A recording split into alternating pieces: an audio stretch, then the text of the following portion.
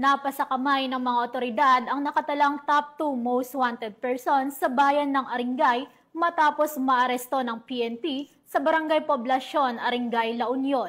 Ang report mula kay Police Staff Sergeant Jandel Supremo.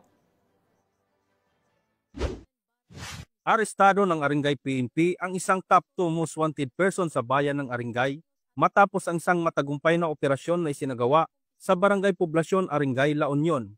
Pinangunahan ng Aringay Municipal Police Station ang operasyon sa ilalim ng Man Charlie, katuwang ang RID Pro 1, 2nd PMFC, Maritime Law Enforcement Team, PIU at La Union PIDMU.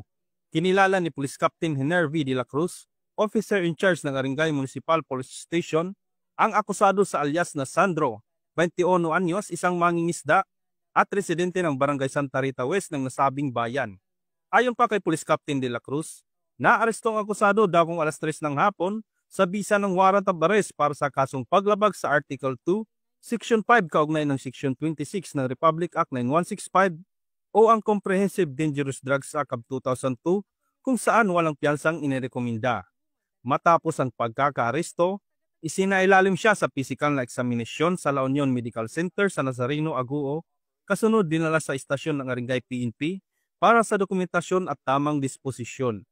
Ang matagumpay na pag-aresto kay alias Sandro ay patunay na pagsusumikap ng Aringay PNP na panatilihing ligtas ang komunidad at masugpo ang ilegal na droga sa rehiyon. Mula dito sa PCAG Ilocos Region, ako ang inyong PNN correspondent, Police Staff Sergeant Jandel Supremo, alagad ng batas, tagataguyod ng Balitang Pulis.